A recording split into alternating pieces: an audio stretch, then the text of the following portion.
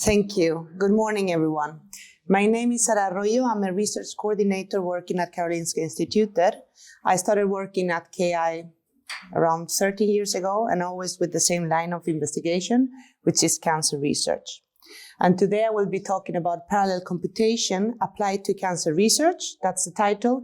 But it's actually how parallel computation has saved cancer research in our case. Yes, as most of you know, cancer is a global health challenge that affects millions of people. Every year is about 10 million lives that are lost. And it's not about only the lives that we lose, it's also about how much money it costs. Just if we consider United States, last year is $200 billion. That's what it cost us. So of course, there's a lot of money spent and invested in cancer research, and we do all we can to fight this disease. The traditional methods, what we did as cancer researchers, well, we did all we could, all that was in our hands. At that time, what we did is if a patient had cancer, we took the tumor, we investigated it, how it looks, how are the cells, can we see any difference between a tumor or a cancer and healthy tissue? That's histology and pathology. We also look, is there any biomarker that can tell me this person is going to develop cancer or has cancer, or maybe the treatment is not going to work on him or her? Immunohistochemistry. We also use X-rays. Does he or she have lung cancer? Cytogenetics. Oh, wait, my grandpa had colorectal cancer. Am I going to have it? Is it hereditary somehow? We have been looking at all the things. We have even been culturing, replicating cancer tissue to see if this drug can kill it or not, or what can I do? We have done everything that we thought it was possible. However, so far we treated the cancer from the outside. How it looks, okay, it looks like this, can I do this or that? But now, thanks to next generation sequencing, we can look at it from the inside, the DNA. Our DNA is unique. We are all different and have different mutations and so have the cancer cells. So is there any signature there in the DNA or in the RNA that can tell me or can give me a clue on how to fight against it? And that's what we are doing now. We are sequencing the DNA or RNA of the cancer. And thanks to this, we have changed a bit our offices. Before we were in the laboratory, microscope, pipettes, different liquids, as you may recognize. And now we moved to a USB stick. Now I have sequenced, here's my data. What do I do with this? Because we come from biology. We are used to have a lab coat, and we are very good at doing things in the laboratory. But data, computers, that we didn't know of. We started sequencing with DNA and RNA, the different cancers and other data. And this is the growth of DNA sequence, how much data we started to have. As you can see, the first sequencing machines to sequence and investigate on cancer, they appeared in 2008. That is not that long time ago. I actually started my thesis in 2010 at KI, and we were the first group in Sweden, I could even say in the whole Europe, that had the first the sequencing machine just for us, for research. And at that time, it was okay. In the next years, more machines came, and the data was duplicating and duplicating. Depending on who calculates that, it's double every 7 or 18 months. Well, the point is it's more and more data coming. What can we do to process it? Where are we going to store it? So when I was in the laboratory and I started, it was around 2008, 2010. Whenever I sequenced a human sample, more or less I had 5-10 gigabytes, and I was there very, very happy with my USB sticks. Now I'm going to see and beat the cancer. 4 years gone by, my whole PhD, and my USB didn't work anymore, because then I used to get 1 terabyte. 1 terabyte of data. This didn't fit in my laptop. So from just doing 1 + 1 in the lab, because when I had 1 gigabyte of data, we did everything manually. It became something that it was really difficult. Algorithms, people were talking about scripts, bioinformatic pipelines. We had no idea about that. In our degree, and in most of the degrees that are about biology, coding or programming is not implemented. It just started to be now. We didn't know anything about this black screen as the IT people do. And my USB turned into a cluster. And when we had that at KI, we didn't know where's the button to turn this on, right? We were really lost. And so when we started to have all this data, because the lab we could do, so we were just like having and more data in a cluster, and we had no idea how to analyze it. We couldn't do it manually. First, there were problems with data sharing and security. This is sensitive data. This one can track the person by analyzing it. So we cannot share it. We cannot ask for help to anyone. It's complicated bus scripts, of course. This is from the biology perspective. There's a lack of standardization and quality guidelines. There's no consensus script. No one has okay, this is the script that everyone does to analyze your data and find viruses in the sample, for example. Every research group have their own pipelines, which are the best of the West, and they usually don't share them. And when you look at them, you will always find some things that are not really working. And of course, they don't use big cohorts. It's just they run it in small data sets. So they're not very well validated and are not generic. Not the rest of the groups cannot use them. And then is this low throughput, slow research. I had 1 terabyte of data, just downloading it took forever. And then when I started to do my first step in the bioinformatic pipeline, I did it in the server. I did not know of the term no-hop. So every 8 hours, my VPN crashed, so I had to start over. It took me 3 weeks until I threw my computer to the floor and said, this is enough. So our biggest problem nowadays is that sequencing technologies produce a huge amount of data. It's okay, don't share it or anything, but just for us, we cannot process. We need IT to come and help us. We need computational resources. So what can we do at Karolinska? We wanted to provide something like bioinformatic pipelines. This is bioinformatic scripts to analyze things in the human samples in cancer research. We wanted it to be automated because my original scripts, it was different steps. I didn't have airflow. I didn't have any of those things. I waited until one step was done. The output was my input for the next step, and I had to be there. I want something automated. I click on, and it runs alone. It has to be validated. It can be used with any type of data set, for any research group. Everyone should get the same results. They have to be fast, because sometimes it took us 6 months to analyze one run. And easy to use. Any researcher should use it, and those do not come from the IT field. So that is what Karolinska wanted to do. And as we belong to the division of Center for Cervical Cancer Elimination, we had to do something against cervical cancer. And the cervical cancer is caused by a virus, which is called human papillomavirus. So the first thing that we did was to develop a bioinformatic pipeline to detect this virus in any sample. All the pipelines look more or less the same. We have a pre-processing, that is just, we take the sequencing data, we remove the low-quality sequences, and we also remove the human DNA, because all the samples come from human, and we are not interested in the human here. We're going to look for the virus. Then we do the detection when we only have bacteria and other things of the human papillomavirus. We have a cutoff because there's always some background and we want to get rid of false positivity. And then we tell if the HPV, the virus is there, how much of it is there, which are the genes that are there, and we can even give the sequence of the virus. That is our pipeline. Instead of using just let's say 100 samples, 200 samples, we went directly to the TCGA, that's the Genome Cancer Atlas. Here we have 11,000 patients with tumors, and the sequencing data is there. We downloaded everything, 90 terabytes, because we wanted to do something big and that was validated and generic. And of course, we couldn't do it in a USB or in a laptop. So we have the Hopsworks on-premise cluster, and it has 19 nodes and 1,064 cores in total.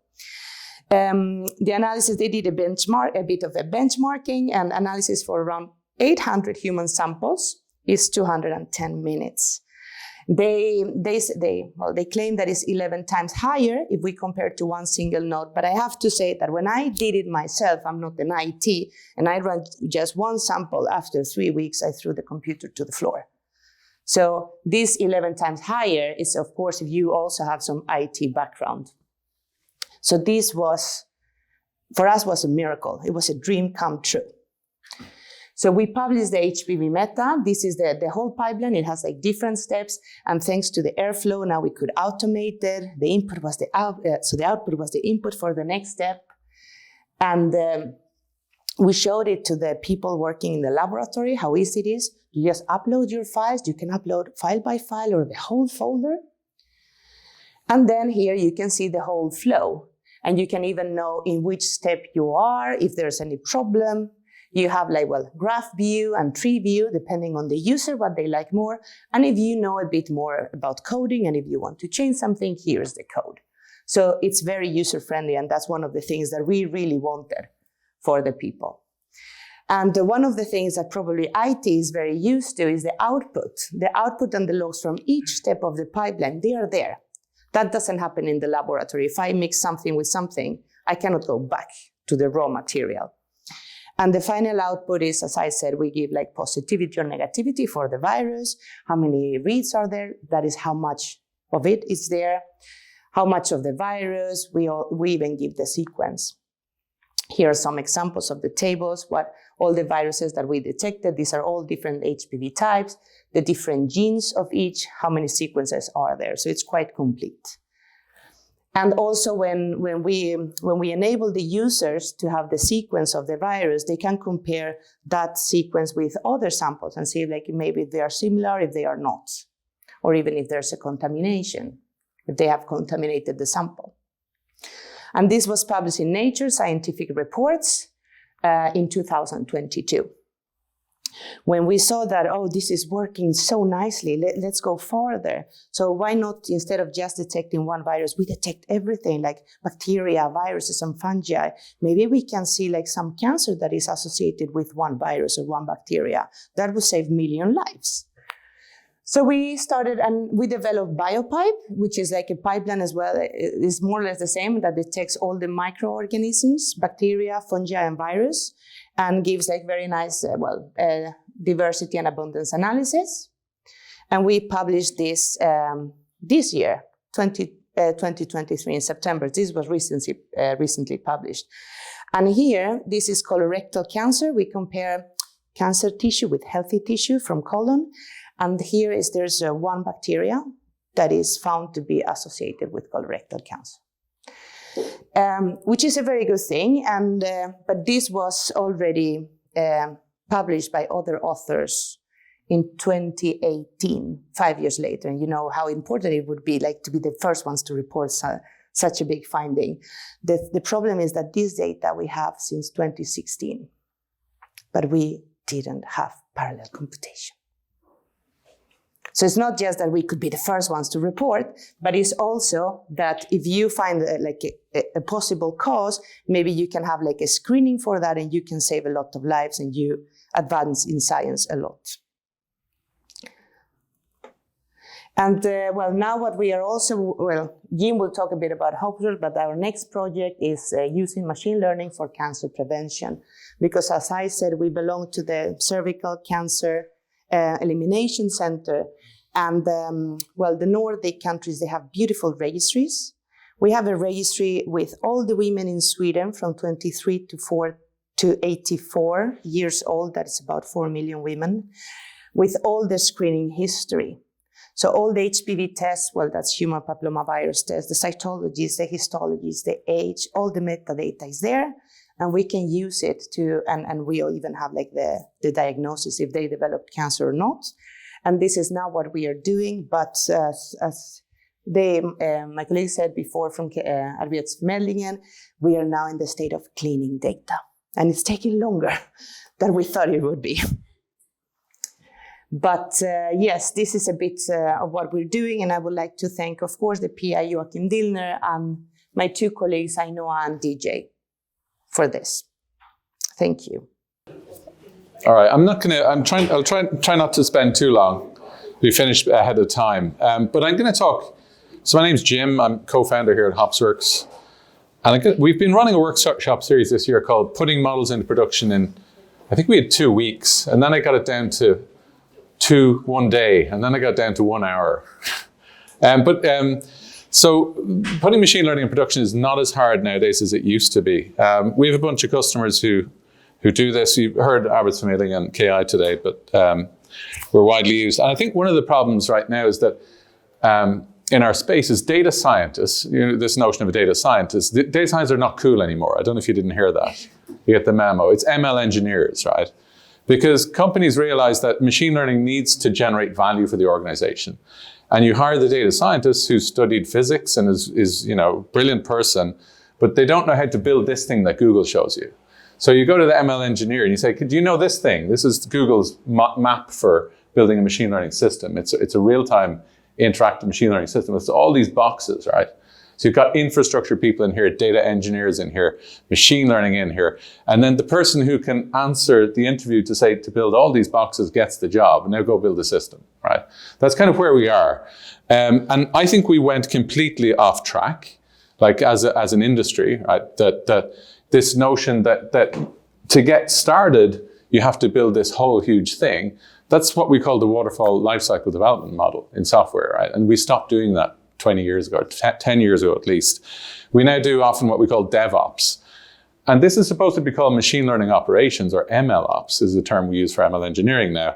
And this is absolutely not MLOps, right? Because MLOps or DevOps is about starting small, building small building blocks, and then iteratively improving it. That's what a machine learning system is. And that's the thing that generates value. Not the model that you trained, but the system running in production. So I wrote a blog post about a month and a half ago. It's got quite a lot of traction. It's about saying, don't do this. And Databricks are even worse. They add testing and staging and production, so their diagram is even bigger. But a very simple way to build a machine learning system is to break it up into, oh my God, it's snowing outside. Sorry. No. It is snowing, I swear to God.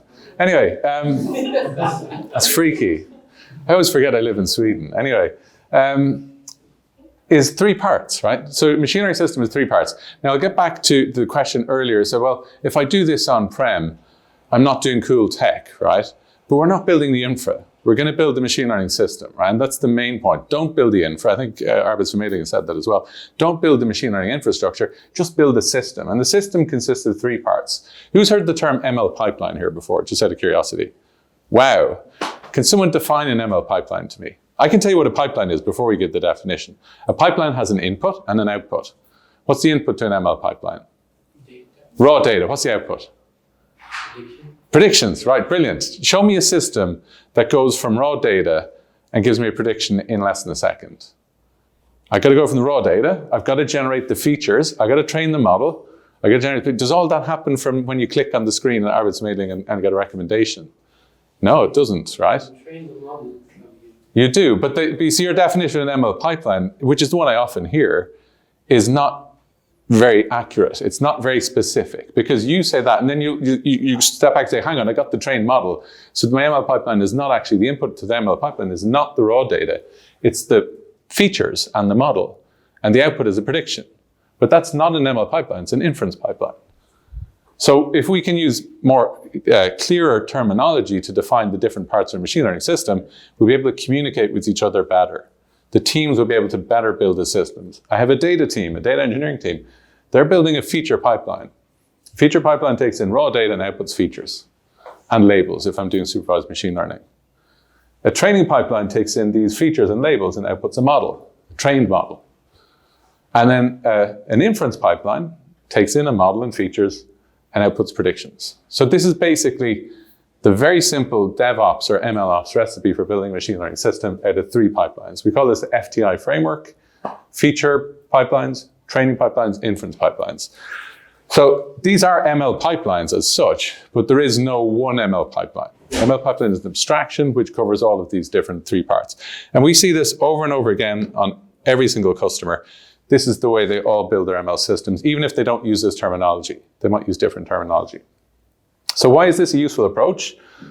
Well, we can take the technologies that we want to use to build these. And it doesn't matter if you're on-prem or in the cloud, right? You're not using Terraform to build this, right? You're not using CloudFormation. We're not using cloud infrastructure. We're building it in programming languages. So we're going to use programming languages like Python and Pandas, Python and Polars, Spark. If I like SQL and DBT, that's fine. If I'm using streaming and I'm using Flink and Beam, that's totally cool as well. So you can pick your technology. It doesn't matter if you're on-prem or in the cloud. You're using languages and frameworks to take your raw data and turn it into features that are ready to be used for training your models, but also those same features for predictions. Because when we're creating features for training, we also want to create features for inference as well. So the advantage of this model is then we can choose the best language framework or for all of the different parts of machine learning models. Training is typically in Python. There's no one here training models in R, are there? You could, potentially. We don't meet it that often. It's often the framework that is important, using scikit-learn or PyTorch or XGBoost or TensorFlow. And then inference. Inference depends. So one of the problems with the Google and Databricks models of MLOps is they just talk about real-time machine learning. So machine learning systems where you have a user interface where you have a request and a response. But a lot of machine learning systems, I would say more of the machine learning systems we see are batch applications. You have a batch of data, maybe we have all the financial transactions for yesterday, we're going to run them through a model, we're going to predict which ones are fraudulent and which ones are not, and then we'll output that output into a database, and then an investigator will look at the next day and find out which ones they should investigate more. So that's a batch application, and with a lot of data it might be PySpark. Right? So it doesn't have to be Python. But in online applications, it's typically Python. And then you can use your own orchestrator to orchestrate these things. You can use Airflow. We have one built in Hopsworks as well now. A cron-based scheduler, it's very easy. But you want to automate these different parts. So this is what you end up, with Hopsworks. You build these parts, that's your ML system, your feature pipeline, training pipeline, inference pipelines. And we handle the infrastructure for you. So we'll store the data for your training and for your inference. We'll store the models that are used, again, for inference. And then you can integrate it with your data sources. Now, Hopsworks itself can store huge amounts of data, but you might have databases, a data warehouse or a data lake. And then you might have an app already, like Platzbanken or something like that, or another app. And then, of course, you have to care about monitoring and compliance and so on. So there's support for that in there. So this is Hopsworks at a very high level, and that's the bits you need to build. Large language models are kind of cool as well. So you might say, well, this doesn't fit into large language models. It does.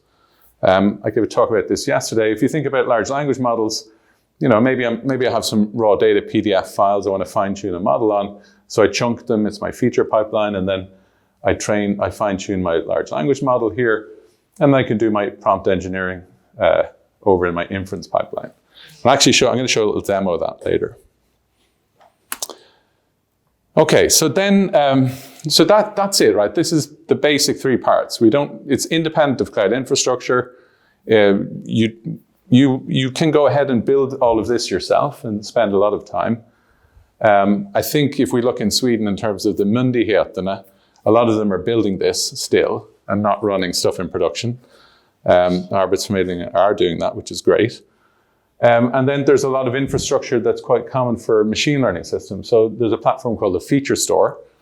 It's a data layer for machine learning, and Hopsworks includes one. We actually released the first open source feature store in the world, first enterprise one, and we organized a feature store community around that. We have a model registry in Hopsworks, and many of you might say, well, I have MLflow, right? And MLflow is kind of nice, but can MLflow store your 250 gigabyte Llama 2 model? And the answer is no.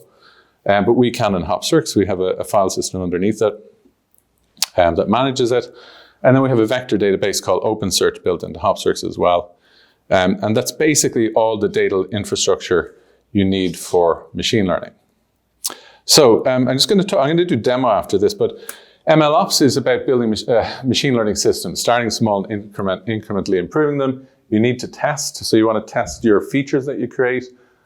Things like if you're doing Python, it's PyTest. You want to test the models. You want to do validation, make sure they're not biased. And then you want to test the applications using A/B tests against models. And we support all of those in the platform. I'll give you an example of deploying a new version of a model. I have a fraud model, and I had fraud v1, and I'd like to deploy fraud v2. So in our platform, we have support for model registry, and we have deployments of models and Kserve and Hopsworks. And if I want to go from fraud model v1 to v2, I have a challenge that the data, the pre-computed features for my fraud model, how many times did I use my credit card in the last hour, last week? Where did I use it? That's coming from the data. This is called the feature store layer. These are features here. So we're going to read them. But v2 is different to v1. I'm using different features in v2. Right? So now I need to version both the features and the model and join them together. Right? So when I do an upgrade, I need to upgrade both. And if I need to roll back, I need to v1 still running. So this is something that comes out of the box in Hopsworks. When you want to input your data and ingest your data, you'd like to make sure that you don't get garbage in. So we have a framework called Great Expectations. We have support for that. You can define, you need to have domain level knowledge of your data, but you can define rules for what makes valid data. And then either the data doesn't get inserted, you get an alert, maybe Slack or email, and you can see a history of how that worked in Hopsworks. So as your data is ingested, you can see, hey, everything looks okay. Or maybe I got a page or a Slack message that there was a problem with the data today. So you can look it up. Also, when you're deploying models, new data will be arriving. So if we take the credit card example, every day new credit card transactions will be written, but maybe we're getting a difference in skewed in the payments in a particular area. So we'd like to monitor that incoming data every day to see if it's statistically significantly different from the data we trained the model on. So we have support for that coming out in the next release. So that was basically at a high level. Any questions? I'll just take a question before I go and do a bit of a demo. Go ahead. Just for example, you showed one of your slides about feature and fraud model, 1 versus 2. Yeah. Just to have a clarity, what do you mean by feature? What's the example? Yeah, so if we take the example of predicting fraud for a credit card, right? When I have a credit card payment, we'll have the amount of money paid on it, we'll have the credit card number, we'll also have the location, the longitude and latitude. And mostly get the category of payment. Actually, funnily enough, the credit card machines also give you a category. To decide whether a credit card payment is fraudulent or not, the application that receives this information doesn't have enough information. It needs to know historical information. How many times was this credit card used in the last 15 minutes, in the last hour? Where was it used? What was the location it was used at? Not necessarily coordinates, because that's too sparse a space, longitude, latitude. You would take the longitude and latitude and turn it into a grid location in the city, okay? And a country. So you're taking the raw data like longitude and latitude, you're engineering a feature out of that, which is a grid location. We're taking the credit card ID and we're going to look up in the feature store then and say, well, how many times was this credit card used in the last hour, the last day, last week? And then you're going to also look at the location of the most recent credit card transaction and see that we haven't a geographic attack. I'm using my credit card in Dubai right now, even though I used it this morning to buy a coffee. This feature you mean is like applied in real time for example, if you're a customer who using this fraud model, right? Yes. This feature actually like applied in real time for every transaction. So yeah, so what would happen is like if we look at it, I think maybe this demo kind of short. So imagine I have a user interface here and the user enters some details in here. We go to the platform and the platform will look up all those pre-computed features, join them together to get a bigger, richer feature vector, which has history and context. So, is there fraud happening right now in this location? That could be another feature. And then with that bigger feature, I then go to the model and say, is this fraud or not? And then we get a response back. Yeah. With the feature pipeline, you mean like the whole pre-processing process? Is it like data cleaning and feature extraction, everything? So what we typically say is that the feature pipeline should create features that are reusable across models, right? So what reusable means is that if I take, for example, some raw data and I clean it, that's feature engineering, it goes in the feature pipeline. If I'm computing an aggregation or doing binning or doing an embedding to compress data, that's again a feature, reusable feature across models. So the features then that when I want to train a model, I take a consistent snapshot of that feature data. I say I'm going to train the model. Now, what if I have a feature we'll take, for example, credit card payment again, and I have a feature which is how many times has this credit card been used in the last day or hour? What's the level of fraud in my location?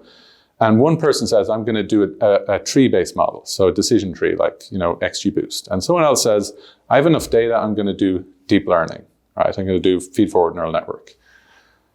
Both of those have numerical features, but one of them wants to normalize the numerical feature, which is a deep learning model. They work better when numerical features, follow a normal distribution, whereas the gradient descent model doesn't want that. So that's feature encoding. I'm taking a feature, a numerical feature, and I'm going to standardize it, normalize it, something like that.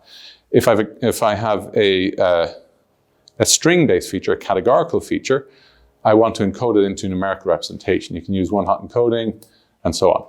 Those type of encodings, so feature encodings and scalings, happen in here.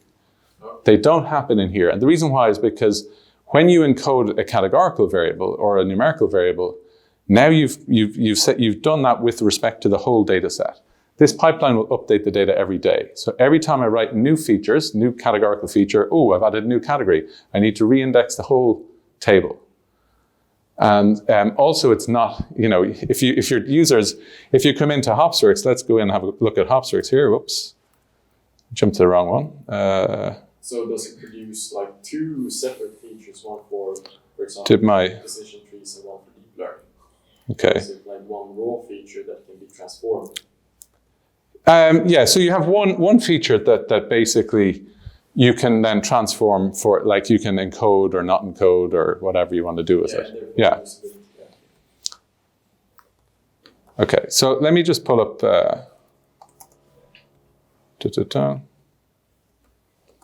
Have I got my slides here? Let me just pull up an example. I was going to show you this demo here first. I killed my browser. Sorry, 1 second here. Is the internet working? I was not using my phone. All right. So this is a simple example. This is the one that I had on the slides here. We'll just throw a silly example. This is an LLM. And it's using something called retrieval augmented generation. So one of the things about large language models is that they're a model of language, right? It doesn't know anything about me individually, right? It knows nothing about me. So what if I want to build a chatbot that's going to work in retail industry? It's going to. I ordered a product yesterday, and I want to ask it about it. Right? The LLMs know nothing about it. Right? So many of you will have heard that you should use a vector database, and the vector database will take the string that I enter. Like I might write something like, "Did my order or did my product or was my product?" Sorry, this is a silly one. Did my product contain cool stuff? Right, it's a stupid question, right? Now, obviously, a large language model has no idea about this, right? So if I was to use a vector database, and we have one in Hopsworks, I'd have to move the data from my data warehouse, put it into strings in there, I'd get a probabilistic answer. It's not really going to work very well. What I did was I used the feature store instead. And it says, yes, the product listed contained cool stuff. And so, okay, let's ask another question, like what was in there? In the product. There is a bit like obviously loose, but English is kind of loose like that. It doesn't seem to know what was in there. Okay, what was in the product? I think my internet feels to be a little bit sucky here, but okay. Yeah, so it tells me a bit was in there. Okay, the product name description as well as the photos and blah, blah. Okay, you get the point. But what it's doing is it's actually going to the feature store. I'll tell you what I did here. I put the product ID in here. So I skipped in the demo entering my booking reference number or product ID. And I used that then to go to the feature store to pull out information about my recent products, which I put in the prompt before this. So it's basically, it's integrating my back-end data in my platform here. Did I have it in here? In retail. So I had some data in here about my products, and I just basically then pulled out the recent order from that product into the platform. Let me show you, now I said I'd do how to put a model in production very quickly. So how do we write these 3 different pipelines? Now you can do them in any platform you want. You can run any Python external Spark. You can also do it in Hopsworks. So let me just show you a simple example where I'm going to predict whether a loan will default or not. I've got a couple of different user interfaces, a batch one and a real-time one. Real-time is this, this is the user interface here. I'll just show you the batch one. So the output in the batch one is really not great. You can have different ones, but in this case, it's just an image, right? It's where we got here. It was one of these ones here. Images, was it in this? Must be not that one, the Parquet file.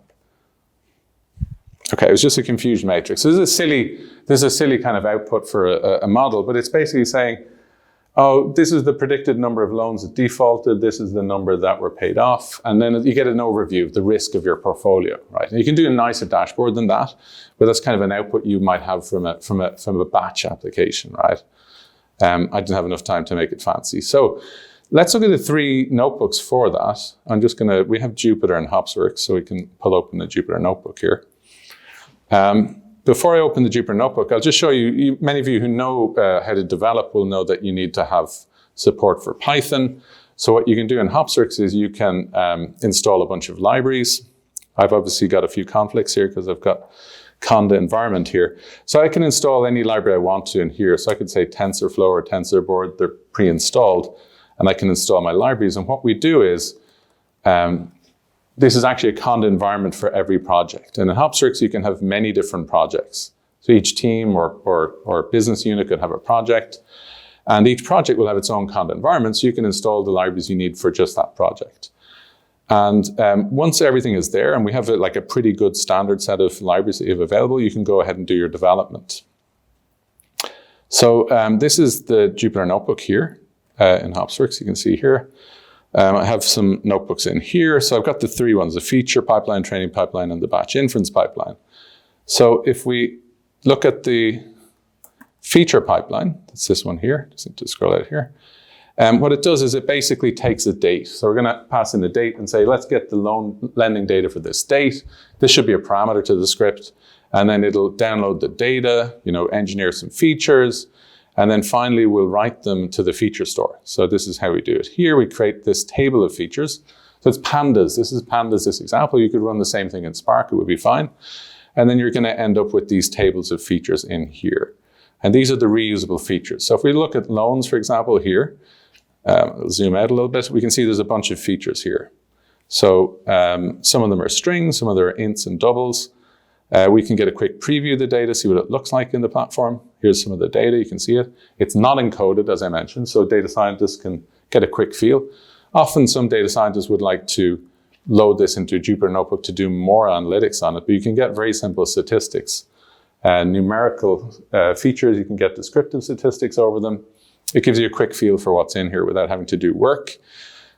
These are mutable tables. So you can see here, I was inserting some data, and then I got some data validation fails. I was just playing around with it a bit. And you get a very good history of what the data is that's in your platform. And then you can go ahead and say, I'm going to train a model. So training a model basically involves a training pipeline. So in this case, what I do is I select features that I want to include. So here I said I need some features from loans and applicants, and I create a selection of features. And that selection of features is what I'm going to train the model on. So what I do is and here's some of the data I'm going to use. I have something called a feature view. And this feature view I can create training test data with, and then I can train my model. And this is me training my model in scikit-learn here. And then I save the model to Hopsworks, which is this code down here, a little bit further. I compute a confusion matrix to evaluate the model, so some sort of experiment management. And then what I'll get out of this is this feature view with my loan approvals here. And you can see all the features that are in here, including our target, or in this case, the target column or the label column. And then the model that was trained gets loaded up here. This is my lending model here. And we can have a quick look at it. And we can have model metrics for it, and we can store some experiment results here. So you might want to look at the, the ROC curve or something like that on it. So, and then finally the inference one, in this case, it was a batch inference program. And this batch inference program you can just run on a schedule. And in Hopsworks, jobs can be run on a schedule quite easily. We have this jobs UI here. Here's a bunch of jobs I ran. And I can even just select my notebook. I can say, okay, let's run that notebook as a job. So I got some notebooks in here. And then I can say, okay, let's schedule that to run. And you can use a cron expression, or you can say run it every day and so on, and then the job will run for you every day. So in that way, it's very easy to set up the feature pipeline and the batch inference pipeline. They'll run the schedule, and they'll make your predictions. So that's a really quick overview of Hopsworks. I'm going to finish up now because we run out of time. But if you're curious, and I didn't do too much on large language models, but we have an LLM lab, so we can give you free access to 192 gigabytes of GPUs. You can do things like fine-tune Llama 2. I had a webinar yesterday on fine-tuning Mistral, the 7 billion parameter model. But if you're interested, just talk to Carl, I guess, is the best person for today. So that's it. If you're curious about Hopsworks, there is a free serverless version of it. Doesn't include the compute. It just provides the storage for the features and training data and things like that. But you can, if you're curious about doing more with the platform, just talk to us. Great. Thanks.